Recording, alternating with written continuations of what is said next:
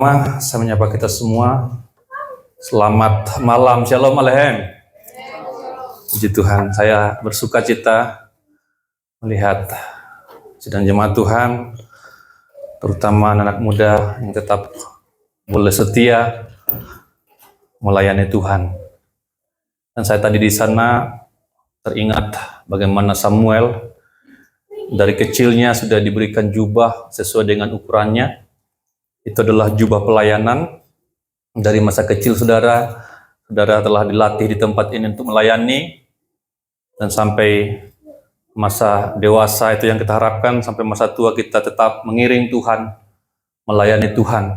Dan kita melihat bahwa Samuel itu di masa dewasanya Tuhan pakai luar biasa sebagai seorang nabi, sebagai seorang hakim yang sangat dipakai oleh Tuhan untuk membawa umat Tuhan kembali kepada Tuhan. Saya yakin, percaya bahwa semua yang kita kerjakan, jerih payah kita di dalam Tuhan tidak pernah sia-sia. Tuhan menakar, menghitung semua itu, semua air mata kita, semua lelah kita, semua atensi kita yang kita berikan kepada Tuhan, Tuhan tidak pernah akan berhutang, dan Tuhan akan menghitung semua itu. Kita sudah belajar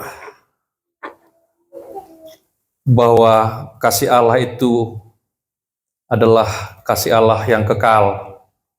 Selamanya Allah itu mengasihi manusia. Tetapi sebaliknya, selamanya Allah itu juga membenci dosa. Selamanya Allah itu mengasihi manusia, dan selamanya juga Allah itu benci terhadap dosa. Allah tidak pernah kompromi terhadap dosa. Allah tidak pernah berubah terhadap dosa. Dia selalu benci, selalu muak terhadap dosa. Ya. Allah akan selalu menerima setiap orang yang berbalik dari dosa-dosanya. Tetapi Allah akan menolak orang yang sudah memutuskan tidak mau lagi bertobat. Ya. Kapan saja kita datang kepada Tuhan, sebesar apapun, sekelam apapun kehidupan kita, sehitam apapun dosa kita, selama kita mau berbalik kepada Tuhan, Tuhan pasti akan menerima dengan tangan terbuka.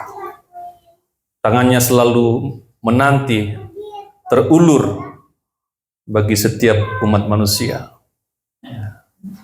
Ini dua hal yang ada pada diri Allah, sehingga seringkali kita melihat seperti tidak konsisten, seperti plin-plan. Dalam kitab Hosea juga kita melihat hal semacam itu. Pada pertemuan yang sebelumnya kita melihat bahwa Israel itu ditolak, tetapi pada malam ini kita akan telusuri lagi bahwa Israel itu kembali dipulihkan, kembali diterima oleh Tuhan. Kita akan melanjutkan studi kita pada malam ini. Kita sekarang masuk pada ayat 13, Hosea pasal 13. Hosea pasal 2 maksud saya, ayat 13.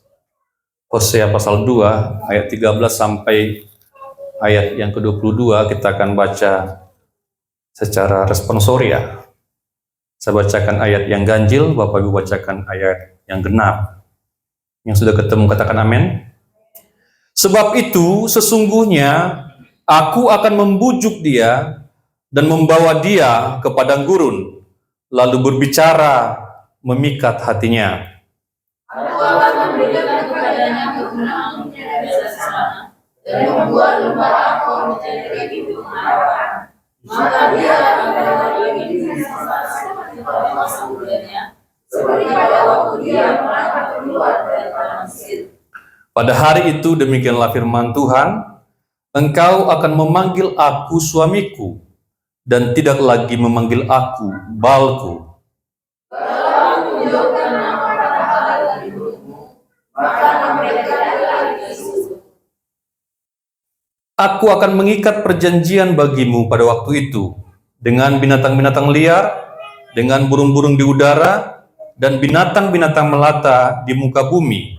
Aku akan meniadakan busur panah, pedang, dan alat perang dari negeri. Aku akan membuat engkau berbaring dengan tentram. Aku akan menjadikan kau istriku selama-lamanya, dan aku akan menjadikan kau istriku dalam kerajaan dan kebenaran, dalam kasih setia dan kasih sayang. Aku akan menjadikan engkau istriku dalam kesetiaan, sehingga engkau akan mengenal Tuhan. Maka pada waktu itu demikianlah firman Tuhan. Aku akan mendengarkan langit, dan langit akan mendengarkan bumi. Bumi akan mendengarkan gandum, anggur, dan minyak, dan mereka ini akan mendengarkan Israel. Aku akan melakukan dia begitu ini, dan aku akan menjadikan rumah, dan aku akan melakukan lagi, dan dia akan berkata, Allah. Ya, kita melihat di sini cinta Tuhan yang dahsyat, yang mencengangkan kita, kembali diperlihatkan. Ya, kembali boleh dinikmati oleh Israel si pemberontak ini. Ya. Pada ayat sebelumnya 8-12 itu yang kita sudah belajar pada waktu yang lampau menggambarkan upaya Tuhan untuk membawa balik kesadaran Israel supaya membutuhkan Tuhan. Karena kesadaran ini yang paling penting. Kalau orang tidak sadar, maka dia akan tetap sama saja. Kalau orang tidak insaf, maka dia akan tetap berjalan di jalannya. Maka Tuhan juga yang berinisiatif untuk membuat Israel sadar. Ya. Israel kemarin Tuhan kemarin membiarkan Gomer itu kembali kepada mantan-mantannya. Ya, untuk menikmati dengan kekasih-kekasihnya. Tetapi kekasih-kekasih Gomer itu meninggalkan dia. Dan si Gomer tidak bertemu lagi dengan mereka.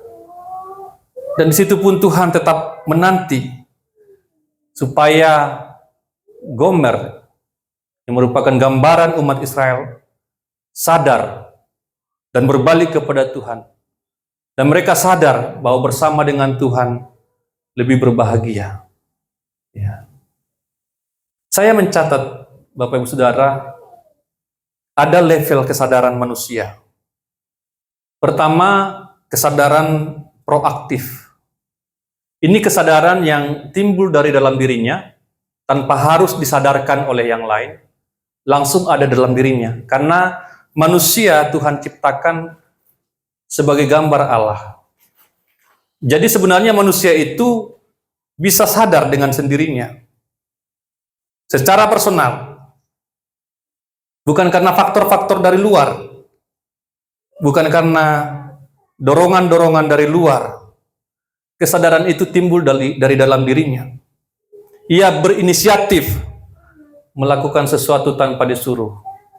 Itu kesadaran yang sebenarnya ada dalam diri manusia. Dan Tuhan sebenarnya mau kita memiliki kesadaran yang proaktif. Ya. Tidak harus diancam-ancam, tidak harus disuruh-suruh, tidak harus digertak. Tapi kita sadar siapa kita di hadapan Tuhan, sebagaimana tokoh-tokoh iman yang terdahulu. Abraham sadar kepada siapa dia menyembah, kepada siapa dia mengabdi, sehingga dia bisa melakukan sesuatu yang berkenan tanpa diperintah oleh Tuhan. Yakub juga demikian, dia sadar sebagai seorang hamba Tuhan yang mengenal Tuhan, dan dia melakukan sesuatu tanpa harus disuruh. Proaktif, artinya kita melakukan sesuatu tanpa harus dipaksa. Yang kemudian saya sebutkan kesadaran provokatif. Ini adalah kesadaran yang terjadi karena ada orang lain yang menyadarkan. Ayo sadar bro. Ayo kembali bro. Gitu ya. Kembali Pak. Kembali sungguh-sungguh Pak. Harus diprovokasi, harus diingatkan, harus ditegur. Ya. Harus dimotivasi, baru bergerak. Harus didorong-dorong terus, harus diingatkan terus. Ya. Tetapi yang terakhir, saya sebutkan kesadaran reaktif. Ini lebih parah lagi. Ini kesadaran yang terjadi atau yang dilakukan seseorang karena terpaksa. Dia sadar karena terpaksa. Kalau kita mengingat kembali kisah anak yang hilang, anak bungsu yang hilang yang telah mengambil, meminta seluruh harta warisannya, kemudian menghambur-hamburkan harta itu, berfoya-foya dengan harta itu, dan pada akhirnya anak bungsu ini jatuh miskin, melarat, dan tiba pada satu kali dia berada di sebuah tempat di mana situ ada banyak babi atau ternak, dan dia hendak memakan dari makanan babi itu. Nah, keadaan itu yang memaksa dia, sehingga dia kembali mengingat ayahnya. Wah, saya sudah berada di tempat ini, sementara di tempat bapakku banyak makanan, banyak hamba-hamba yang bekerja di rumah bapakku. Sekarang saya harus mati kelaparan di tempat ini. Ini kesadaran karena dipaksa oleh keadaan. Ada orang yang sadar harus sakit dulu, sudah semaput dulu, sudah sakaratul maut. Oh iya, baru sadar. Oh iya, saya sudah melakukan banyak kesalahan. Saya sudah berdosa kepada Tuhan. Saya sudah meninggalkan ibadah. Tetapi harus mengalami hal-hal yang menyakitkan, baru dia bisa sadar. Dipaksa oleh keadaan, dipaksa oleh penyakit, dipaksa oleh kemiskinan. Ketika dia sudah melarat, baru dia kembali sadar. Ya, dipaksa oleh kondisi. Sebenarnya Bapak Ibu, manusia itu tidak perlu mengalami hal-hal yang buruk kalau dia sadar dari awal. Ya. Tidak perlu mengalami hal-hal yang merugikan dirinya kalau dia senantiasa sadar dalam menjalani kehidupannya. Tidak perlu sakit kalau dia sadar apa yang dia makan, dia jaga makanannya. Tidak perlu mengalami hal-hal yang merugikan, tidak perlu mengalami hal-hal yang mencelakakan dirinya kalau dia dari awal sadar. Tetapi seringkali manusia itu harus mengalami dulu hal-hal yang sakit, harus rugi dulu sekian banyak, harus melarat dulu, bahkan hampir mati dulu, udah di rumah sakit sudah baru sadar. Ya. Baru sadar. Sudah tua, sudah semaput, baru berpikir mau melayani Tuhan. Makanya saya sampaikan di awal tadi, saya selalu senang ketika melihat anak-anak itu bisa melayani Tuhan. Dia dari mudanya sudah mengerti pelayanan. Dua orang tadi yang main rebana ini, kita pikir cuma main-main begitu aja. Tetapi saya melihat itu sebuah pelayanan yang mereka sudah tanggung jawabi. Saya tidak perintahkan itu. Itu anak kecil, tetapi sudah punya tanggung jawab. Sudah sadar pelayanan, sudah sadar tanggung jawab. Daripada sudah kumisan, ubanan segala macam, tapi tidak pernah mengerti pelayanan. Saya yakin ketika ini nanti berlangsung terus, mereka setia dalam pelayanan, Tuhan akan sungguh-sungguh akan melihat mereka, akan memberkati mereka. Itu yang terjadi pada Desi dan adik-adiknya. Ya, dari kecil mereka mengerti. Ya, seharusnya kita tidak perlu mengalami hal-hal yang buruk kalau kita sadar dari awal. Sebagai manusia yang diciptakan Allah, sebagai umat Tuhan sadar dari awal. Tetapi bangsa Israel ini harus dipaksa, ya, baru sadar. Tetapi Tuhan kita Tuhan yang sangat baik. Dari ayat 13 ini langsung menunjukkan bagaimana baiknya Tuhan. Ya. Dalam posisi yang sudah terpuruk, bangsa yang memberontak, bangsa yang sudah berzina, ya, digambarkan oleh Gomer, ya, tetapi Tuhan tetap datang dengan cara yang sangat lembut, ya.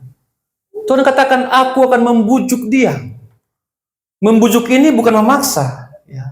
Tuhan membujuk umatnya melalui firman dan rohnya. Ia mencondongkan hati mereka untuk berbuat demikian. Ia akan membujuk mereka dengan janji-janji perkenanannya. Kita akan melihat nanti bagaimana janji-janji Tuhan yang luar biasa atas mereka. Di tengah-tengah keberdosaan mereka, di tengah-tengah pengkhianatan mereka, tetapi Tuhan datang dengan cara membujuk. Ya, Tuhan tidak datang dengan cara yang kasar. Seringkali kita orang tua ketika melihat anak kita melakukan sebuah kesalahan, kita datang dengan cara yang kasar. Kita habisin dia, kita pukul dia. Ya, tetapi di sini kita melihat kasih sayang Tuhan. Tuhan datang membujuk. Tuhan datang membujuk. Dan Tuhan katakan, aku akan membawa dia ke padang gurun. Ia akan membawa Israel ke padang gurun. Seperti pertama kali dilakukannya. Saudara ingat ketika bangsa Israel dibawa oleh Tuhan keluar dari Mesir, keluar dari perbudakan di Mesir, masuk ke gunung padang gurun. Mereka sekian lama di sana di padang gurun. Ia mendidik mereka di sana, membawa mereka ke dalam sebuah perjanjian. Ia membawa mereka ke padang gurun, artinya ia akan membuat mereka untuk menyadari keadaan mereka.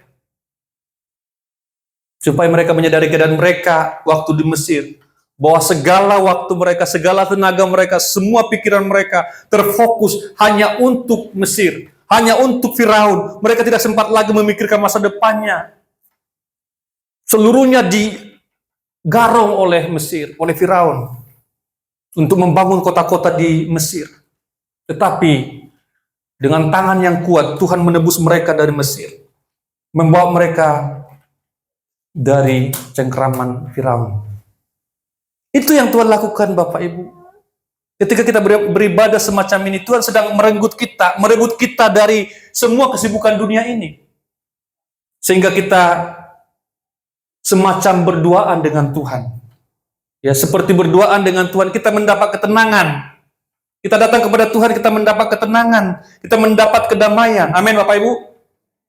Ya, kita sibuk kuliah, sibuk mengurus rumah, menjaga anak. Saya selalu katakan, supaya kita benar-benar memahami ibadah ini.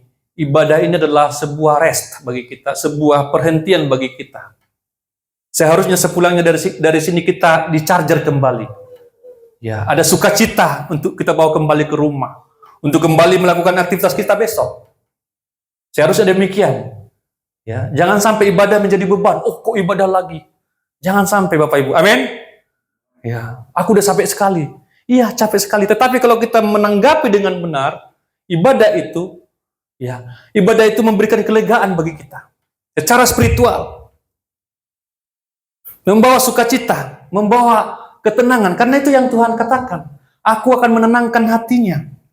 Aku akan membujuk dia, aku akan membawa dia ke padang gurun, dan aku akan menenangkan hatinya. Ini yang Tuhan lakukan, menenangkan hatinya. Datanglah kepadaku yang letih lesu, aku akan memberikan kelegaan kepadamu, kata Yesus. Setiap kali kita datang kepada Tuhan, Tuhan pasti memberikan kelegaan. Tuhan memberikan kedamaian, Tuhan memberikan ketenangan. Asalkan kita datang dengan sikap, dengan motivasi yang sebenarnya. Ya. Baik kita menghayati ibadah kita, menghayati setiap pelayanan kita dengan benar. Jangan sebagai beban, tetapi sebagai sebuah rest, peristirahatan. Ya. Kita datang kepada Tuhan, karena firman Tuhan akan menenangkan hati kita. Ya. Injil, firman Tuhan berbicara kepada hati seorang berdosa yang insaf tentang segala sesuatu sesuai dengan keadaannya. Berbicara tentang penghiburan yang berlimpah kepada orang-orang yang berdosa karena dosa dan meratap kepada Tuhan. Mungkin dalam ibadah kita menangis, kita meratapi dosa-dosa kita.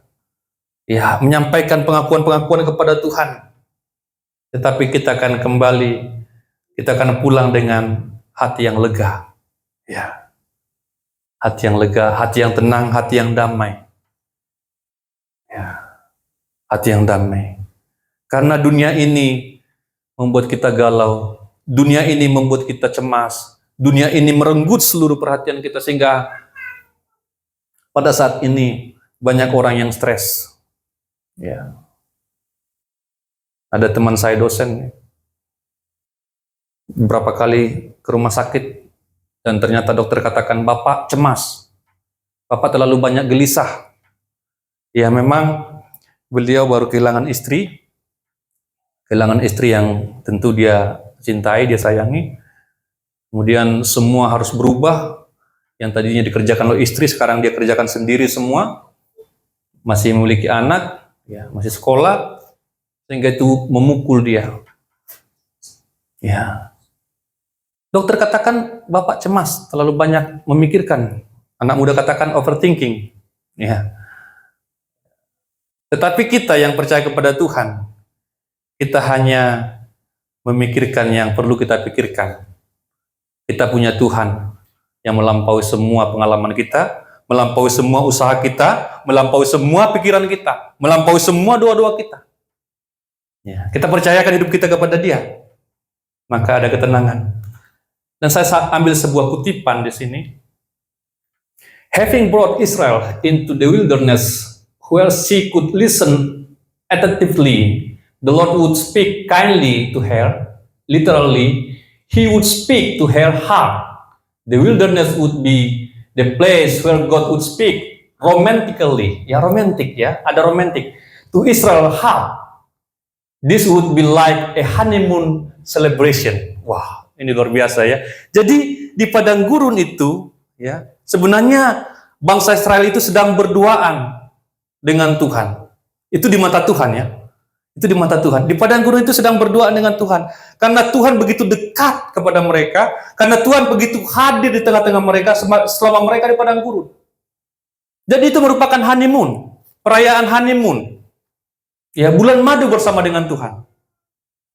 Ya, itu perjalanan mereka di padang gurun. Mereka sudah dipisahkan dari Mesir, mereka sekarang ada di padang gurun, dan setiap hari mereka bersama dengan Tuhan.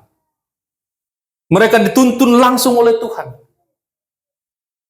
Ada tiang awan pada siang hari, kemudian ada tiang api di malam hari. Mengapa tiang awan? Supaya mereka teduh dari panasnya padang gurun itu. Karena padang gurun itu adalah sebuah teritori atau sebuah daerah yang sangat ekstrim. Dan Tuhan berikan awan. Jadi awan itu seperti menudungi mereka, ya, sehingga mereka teduh selama mereka di padang gurun. Itu terus menuntun mereka setiap hari. Kemudian padang gurun itu adalah tempat yang sangat dingin di malam hari. Sehingga Tuhan memberikan tiang api supaya mereka hangat. Bisa seperti bahasa Batak Marsisulu, ya, menghangatkan mereka. Ya. Tuhan hadir di tengah-tengah mereka. Kemudian kita memahami dan kita belajar bahwa di padang gurun juga Tuhan memberikan tabernakel. Tuhan menyuruh mereka supaya mendirikan tabernakel.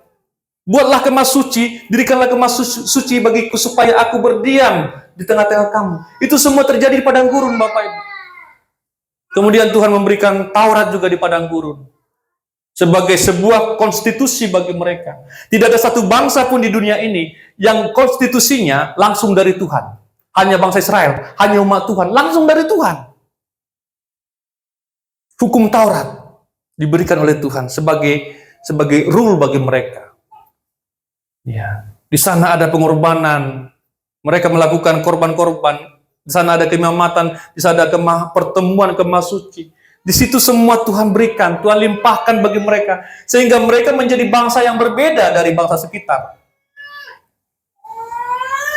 Jadi padang gurun adalah tempat yang romantis, ya, bagi orang Israel.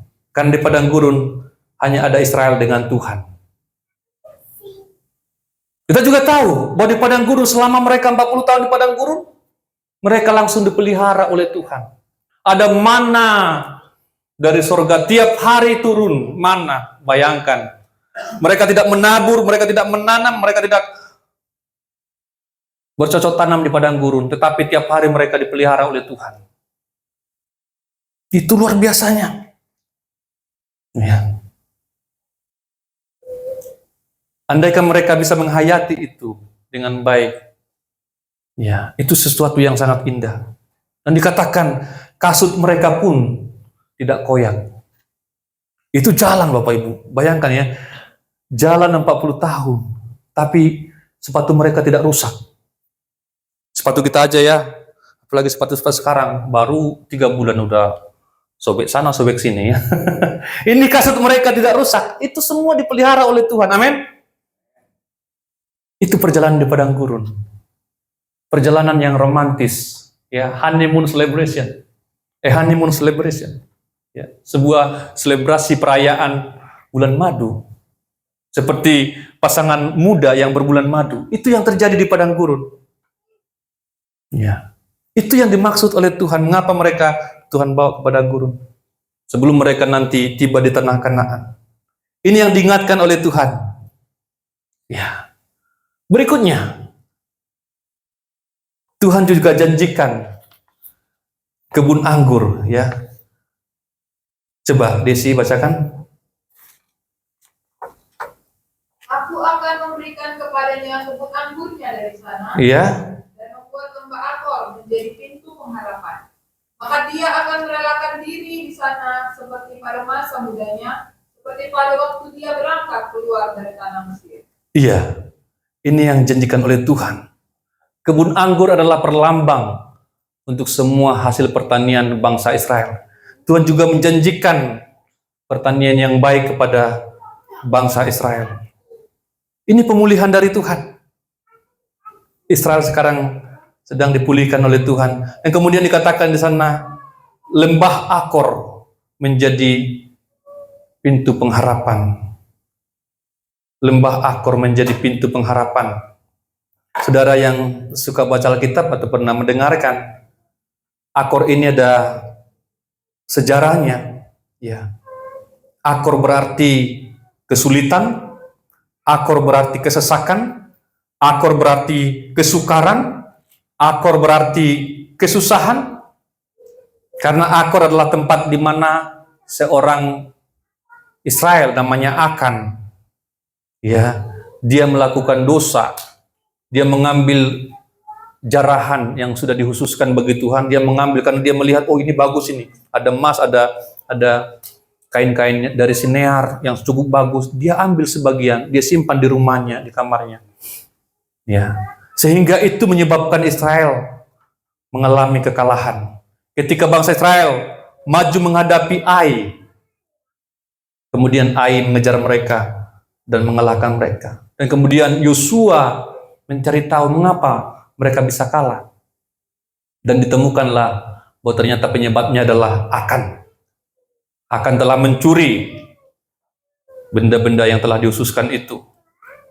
Dan kemudian singkat cerita, Akan itu dirajam dengan batu dan seluruh keluarganya dan seluruh miliknya, dan kemudian mereka dibakar di sana di lembah Akor. Itu ada kisah kesusahan, kisah kekalahan di lembah Akor. Tetapi di masa pemulihan Tuhan rubah lembah Akor menjadi pintu pengharapan. Ya. Yang sebelumnya berarti kesusahan, tetapi sekarang menjadi pintu pengharapan. Ini janji Tuhan. Ya. Tuhan akan mengubah semua ratap kita menjadi tarian, semua tangis kita menjadi tawa. Amin Bapak Ibu. Ya.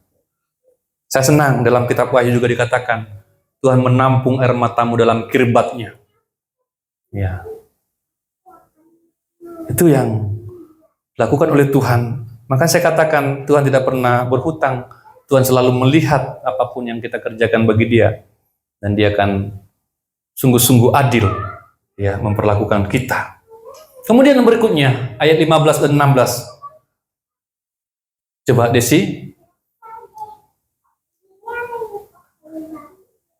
Maka pada waktu itu, demikianlah firman Tuhan, Iya. engkau akan memanggil aku suamiku, Iya. dan tidak lagi memanggil aku Baalku.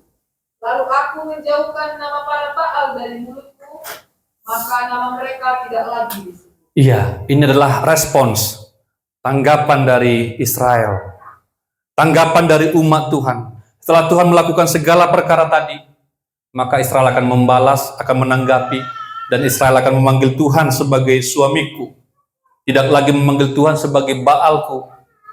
Ya, ini tanggapan yang tepat. Akan tercipta kembali keharmonisan, akan tercipta kembali keintiman besar antara Allah dan umatnya, sebagaimana hubungan suami istri. Ya. Israel disebut sebagai istrinya di perjanjian lama, dan kemudian di perjanjian baru kita juga disebut sebagai mempelai wanita Kristus, mempelai perempuan Kristus, dan Kristus adalah mempelai pria surga. Ya, ada sinkron. Ada sinkronisasi. Kembali dipulihkan. Kemudian ayat 17. Aku akan mengikat perjanjian bagimu pada waktu itu dengan binatang-binatang di padang, dan dengan burung-burung di udara, dan dengan binatang-binatang melata di muka bumi.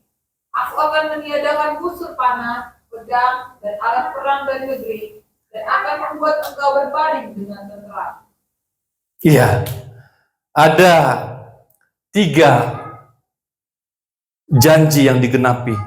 Pemulihan Israel itu mencakup 3 janji yang digenapi, yaitu perdamaian dengan Allah, perdamaian dengan Allah. Selalu ingat Bapak Ibu Saudara, bahwa dosa itu, pemberontakan kita terhadap Tuhan itu selalu mengakibatkan permusuhan dengan Allah. Tetapi pemulihan ini membuat kita kembali, membawa kita kembali kepada perdamaian dengan Allah. Kemudian Tuhan menjanjikan keamanan dari musuh. Dalam perjanjian lama, perang itu atau kekalahan itu selalu akibat dari dosa. Seperti yang saya sebutkan tadi, kekalahan Israel dari Ai, ya, itu adalah akibat dosa, yaitu dosa si Akan. Si Akan itu mengakibatkan kekalahan bagi Israel. Sebelum dosa itu diselesaikan, maka mereka akan menjadi bangsa yang kalah. Tapi ketika dosa diselesaikan, maka mereka menjadi umat pemenang. Jadi yang kedua adalah keamanan dari musuh. Selama kita memiliki hubungan yang benar dengan Tuhan, maka kita akan aman dari musuh. Amin. Ya. Selama kita memiliki hubungan yang benar dengan Tuhan, yang harmonis dengan Tuhan, tidak ada satu musuh pun yang bisa mengocok kita. Ya, Tuhan akan melindungi kita dari musuh. Keamanan dari musuh. Kemudian yang ketiga, sumber daya yang melimpah. Ekonomi juga Tuhan akan pulihkan. Amin. Iya, ini janji Tuhan. Ekonomi juga Tuhan akan pulihkan. Sumber daya yang melimpah. Ya, sumber daya yang melimpah. Itu ayat 21. Coba sekalian aja Desi ya. Ayat 21. Bumi akan mendengarkan gandum, anggur, dan minyak, dan mereka ini akan mendengarkan Yezreel. Iya, itu bumi, itu hasil bumi, itu adalah ekonomi. Sumber daya untuk makanan, untuk penghidupan. Maka kalau secara rohani kita telah dipulihkan dengan Tuhan, Bapak Gembala berulang kali menyampaikan, tidak mungkin Tuhan biarkan. Amin. Tidak mungkin Tuhan biarkan kelaparan ya. Anak-anaknya, hamba-hambanya, pelayan-pelayannya, imam-imamnya, masa kelaparan? Orang jahat aja dipelihara ya. Ya, Bapak Gembala selalu menyampaikan itu ya. Benar. Sumber daya melimpah, itu janji Tuhan. Ekonomi kita akan meningkat. Ya. Saya berdoa supaya jemaat ekonominya meningkat, ya. Minimal 2 digit. Amin. Haleluya. Iya, saudara. Ya Desi ya. 2 digit. Ya. Tahu 2 digit? Ya. Berarti minimal 10 juta lah. Ya, kita yakini firman Tuhan. Kita pegang firman Tuhan. Kalau rohani kita benar, berdamai dengan Allah, kita akan melihat nanti bagaimana Tuhan beracara. Wah, ini pemulihan yang luar biasa. Ya. Pemulihan yang luar biasa dari Tuhan. Pemulihan Israel juga menghasilkan keharmonisan universal, dikatakan. Sebagaimana binatang buas akan merusak tanaman anggur Israel, demikian pula dalam pemulihannya Israel akan hidup damai dengan semua binatang liar. Ya, sebelum dosa masuk ke dunia, atau sebelum manusia jatuh ke dalam dosa, sebenarnya dengan binatang pun manusia itu bersahabat, harmonis ya. Nggak ada ceritanya itu ya, singa pernah menggigit si Adam, atau Hawa pernah, atau ular pernah memagut si Hawa sebelum dosa. Ya. Jadi dengan alam pun harmonis. Ya. Nggak gigit dia. Kalau kita lihat ke depan, kalau orang-orang yang benar, ya, yang paling kita kenal cerita Daniel ya. Daniel juga dimasukkan ke dalam gua singa, singa-singanya dikasih lapar. Tapi ketika ada Daniel di sana, masuk di sana, singanya tidak doyan. Ya. Tidak doyan, tidak memakan si Daniel. Tidak ada sedikit luka pun. Artinya kalau kita damai dengan Tuhan, maka kita pun damai dengan ciptaan yang lain, dengan binatang-binatang. Amin. Ya. Mungkin ada ular, tapi kalau kita anak Tuhan, benar-benar damai dengan Tuhan, cuma lewat aja dia, nggak berani dia gigit. Amin. Ya. Di Perjanjian Baru juga dikatakan, Tuhan memberikan kuasa, akan memberikan kuasa kepadamu. Kamu akan dipagut ular, berbisa tetapi kamu tidak apa-apa. Meminum racun maut, tetapi jadi tawar. Tidak ada apa-apa. Ya. Tetapi jangan dicobai, sudah tahu racun jangan diminum. Ya. Ini dalam penyertaan Tuhan, artinya kita tidak mencobai Tuhan. Tapi kalau ada orang yang coba-coba dengan kita, ya, ada dukun-dukun mau nyantet kita, ya, tapi kita damai dengan Tuhan, kita adalah hamba Tuhan, maka semua apa yang dilakukan itu tidak mempan bagi kita. Amin. Ya, itu yang kita yakini. Tak ada satu mantra pun yang bisa mempan kepada Israel.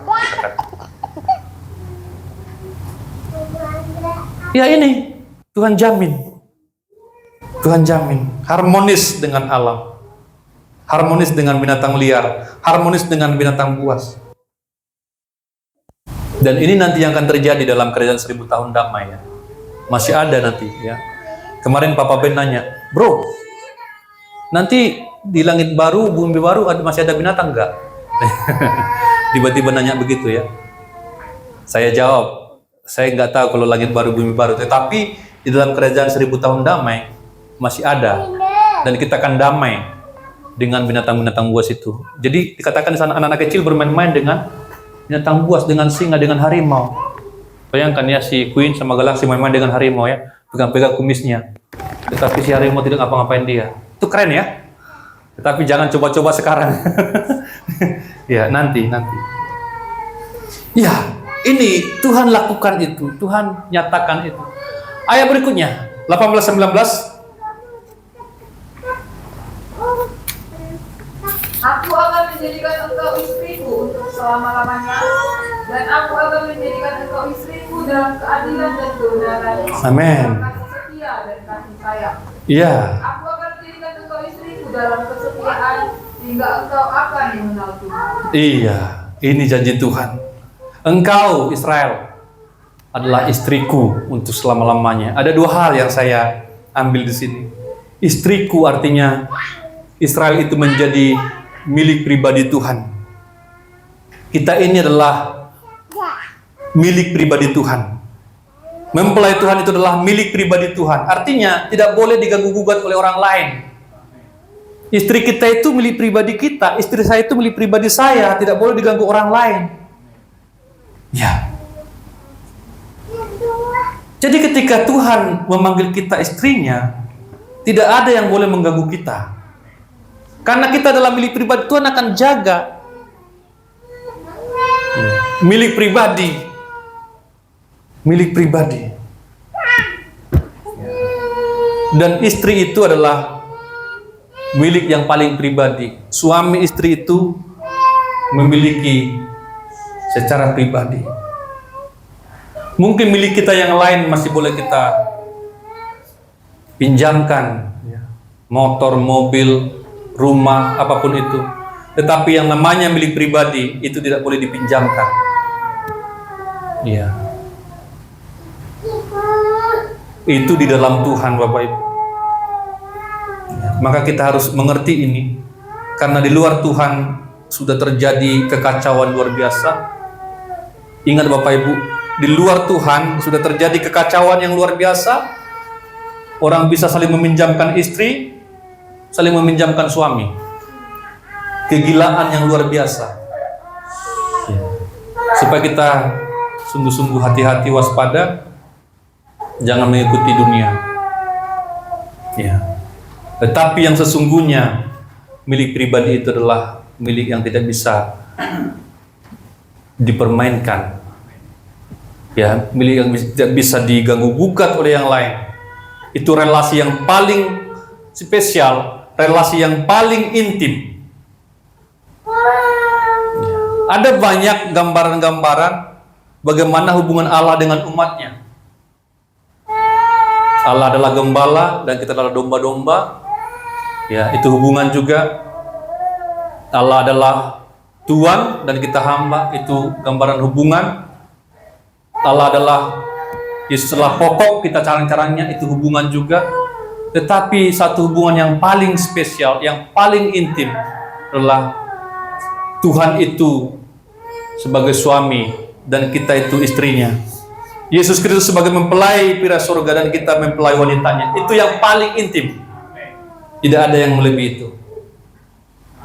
Hubungan yang tanpa batas. Ya. Ya. Dan saya tidak menemukan juga Bapak Ibu penggambaran hubungan semacam ini di dalam sistem kepercayaan yang lain, di dalam agama yang lain. Tidak pernah ada. Coba Bapak Ibu periksa nanti kitab sucinya. Sampai hubungan suami istri antara Tuhannya dengan umatnya tidak ada. Bahkan Bapa dengan anak pun tidak ada di agama lain. Tetapi kita memanggil dia Bapa. Amin ya? Manggil dia Bapa dan kita adalah anak-anaknya. Memanggil dia suami, memanggil dia mempelai dan kita mempelai wanitanya.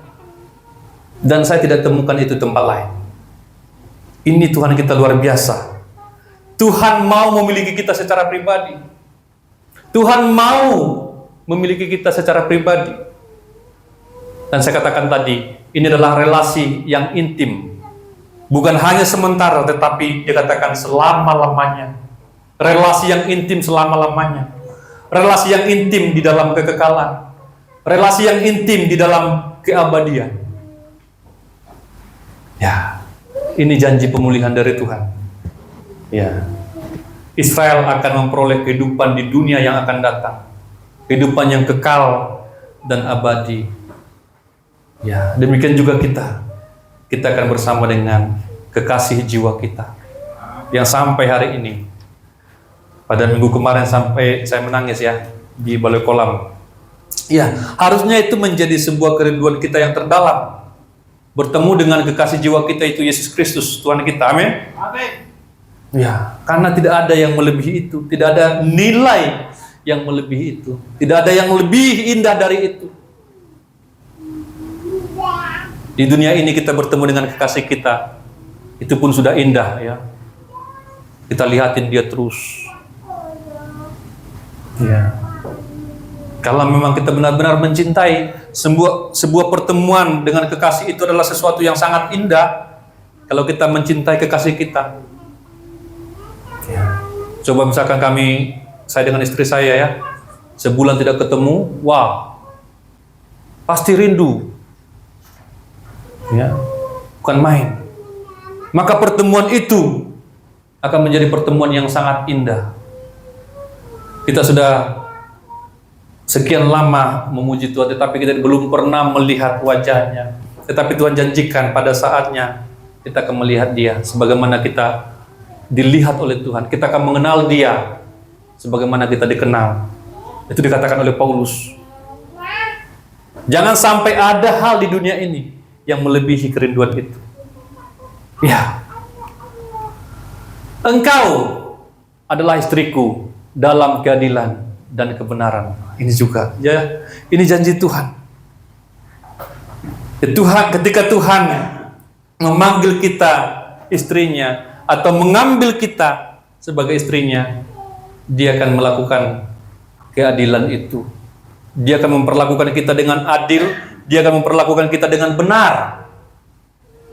Ya, Dia akan memperlakukan dengan adil, memperlakukan kita dengan benar. Jujur Bapak Ibu, seringkali hubungan di dunia ini tidak adil. Istri tidak adil kepada suami, suami tidak adil kepada istri. Istri tidak benar kepada suami, suami tidak benar kepada istri. Tidak selalu benar, tidak selalu adil. Tetapi Tuhan dengan kita, Dia janjikan Dia akan selalu adil, akan selalu benar. Semua mendambakan hal itu. Semua istri mendambakan keadilan. Ya. Kalau bapak saya sampaikan ya, saya ingat itu.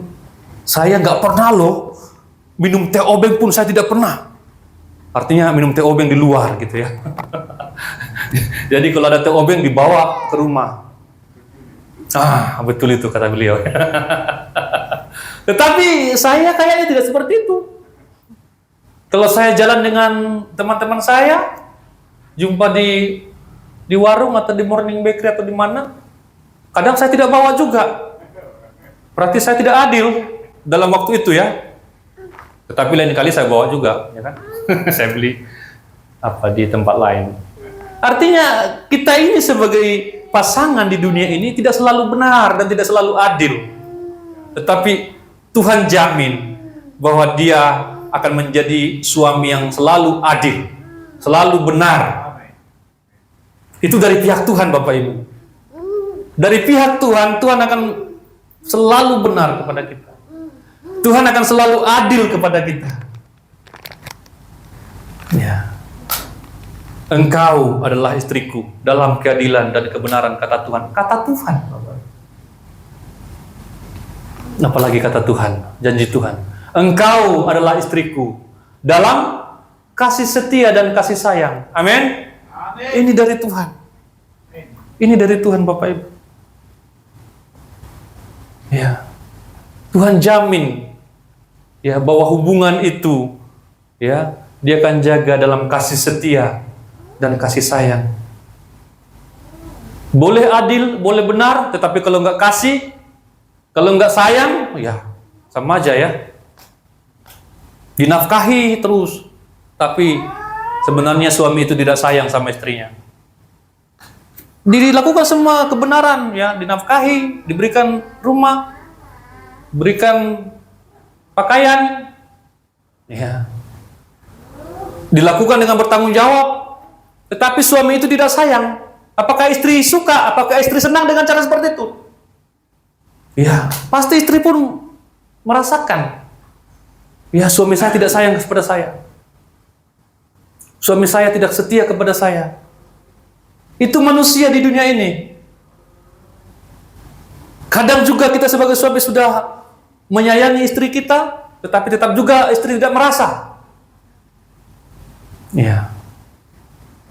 Tetapi yang dari Tuhan, dari pihak Tuhan, Dia menjamin bahwa Dia selalu setia dan kasih sayang. Ya. Terakhir, engkau adalah istriku dalam kesetiaan. Kesetiaan itu karakter Tuhan. Iya, itu karakter Tuhan. Tuhan itu tidak bisa tidak setia. Kalau manusia, ya saya setia selama kau setia, kan begitu ya? Kalau kau tidak setia, ngapain aku setia?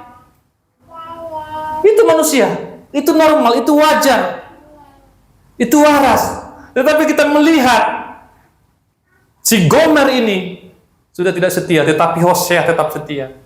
Bangsa ini, bangsa Israel ini sudah tidak setia, tetapi Tuhan tetap setia. Tuhan yang membangun kembali hubungan itu, sehingga terjalin utuh kembali. Ya.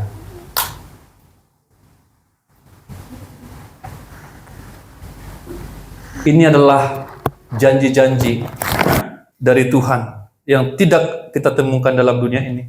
Memang di depan altar semacam ini, suami istri itu berjanji sehidup semati. Ya. Karena memang dituntun oleh pendeta ya. Cepat-cepat aja, amin. Amin. Ya. Apakah kau akan setia kepada istrimu? Amin. Hidup semati? Amin. Di tengah suka dan duka? Yes. Ya. Ketika gemuk atau kurus? Iya. Ketika miskin atau kaya? Yes. Kadang diucapkan tanpa tanpa mikir, cepat-cepat selesainya acara ini. Tetapi banyak kejadian setelah pesta, setelah pemberkatan, ya bubar.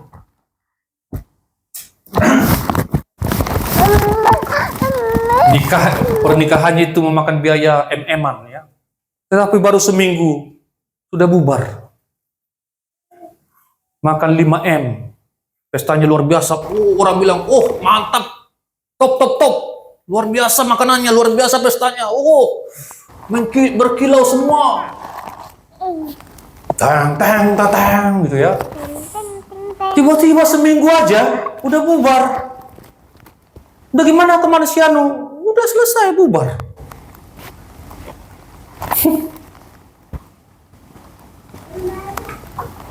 Itulah dunia Bapak Ibu. Tetapi Tuhan berkata, engkau istriku dalam kesetiaan. Tuhan berjanji setia. Ya. Saya seringkali berpikir ya,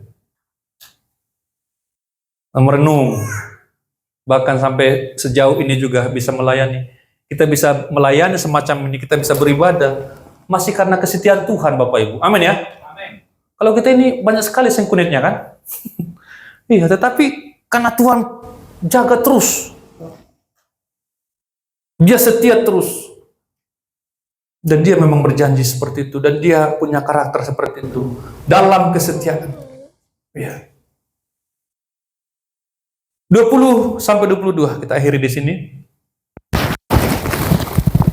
Maka pada waktu itu demikianlah firman Tuhan. Iya. Aku akan mendengarkan langit, dan langit akan mendengarkan bumi. Bumi akan mendengarkan gandum, anggur dan minyak, dan mereka ini akan mendengarkan Israel. Aku akan mengaburkan dia bagiku di bumi, dan akan menyayangi roh-rohmu, dan aku akan berkata lewat kami, umatku engkau, dan ia akan berkata. Iya. Artinya Tuhan mendengar doa-doa yang dipanjatkan ke surga.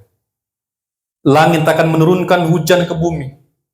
Bumi akan menumbuhkan segala jenis tumbuhan yang berguna bagi umat itu. Tumbuh-tumbuhan juga mendengar benih yang ditaburkan. Ya, ada 3 hal di sini. Allah yang menjanjikan pemulihan. Pemulihan berarti sinkronisasi antara Allah dengan seluruh ciptaan. Ketika Allah memulihkan, maka semua sektor akan berjalan dalam sebuah harmonisasi. Ya, ketika Tuhan memulihkan, maka semua akan berjalan harmonis. Itu pemulihan. Itu semua pemulihan. Langit sinkron dengan bumi. Ya. Tuhan akan mendengarkan langit. Tuhan akan mendengarkan doa yang dipanjatkan ke surga. Ya. Kemudian langit juga mendengarkan bumi. Sehingga langit menurunkan hujan. Dan bumi mendengarkan gandum, anggur dan minyak. Artinya bumi itu akan memberikan hasilnya. Ya. Gandum dan anggur akan mendengarkan Israel. Allah menaburkan Israel. Benih-benih yang ditaburkan itu akan tumbuh. Kalau umat Tuhan itu benar-benar dengan Tuhan, maka semua tanamannya itu akan tumbuh dengan baik. Amin. Amin. Ya. Salah satu yang saya pelajari bapak saya ini ya, kalau dia tanam sesuatu tumbuh. Nah, saya lihat itu ya. di sekeliling balai kolam itu. Tahu nggak Bapak Ibu, tebu itu ya, tebu itu. Itu tebu kami bawa dari Barelang bersama Yohana ya. Ada di si waktunya? Ada nggak? Sama Hermon ya? Enggak. Nggak ada ya? Jadi kami bawa tebu dari Barelang, kami cari tanah di situ. Tebu mau dimakan. Kemudian karena sudah terlalu malam, ya udah besok lah kita makan ini tebu. Kami taruh di meja. Kemudian sudah dipotong sama bapak ini dan sudah ditanam. Nggak jadi kami makan, ditanam itu tebu-tebu itu di pinggir-pinggir itu. Itulah tebu yang sekarang tumbuh semua.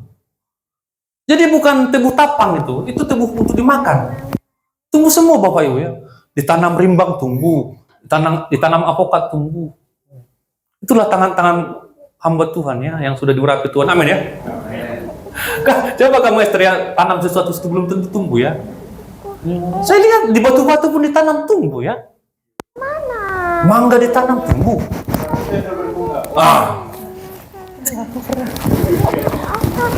Iya, ya, hebat ya. Pokat ya sampai rumah yang dibawa itu marah-marah. Tebanglah ini Pak katanya. Bilang sama Pak Gembala, punya Pak Gembala saya bilang supaya berantem dengan Pak Gembala kan. Ya jadi sinkron ya. Ketika kita sinkron dengan Tuhan, maka langit bumi pun akan sinkron dengan kita. Amin ya. Tumbuh saudara. Saudara buat bisnis tumbuh. Amin.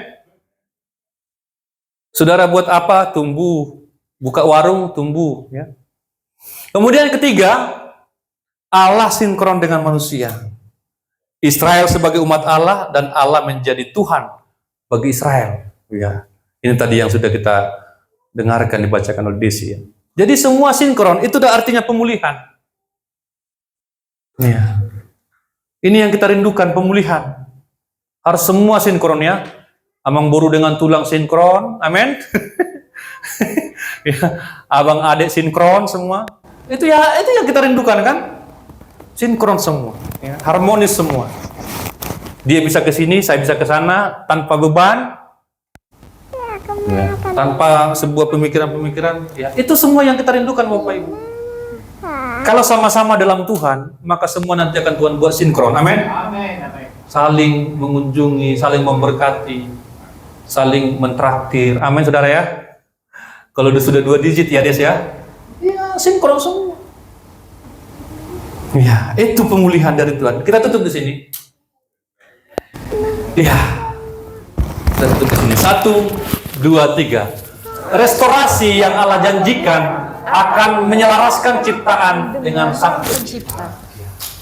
Itu yang Tuhan kerjakan, itu yang Tuhan mau. Kita sebagai ciptaan dan semua ciptaan lain selaras dengan Dia, Sang Pencipta. Sampai di sini firman Tuhan bagi kita. Puji Tuhan. Silakan.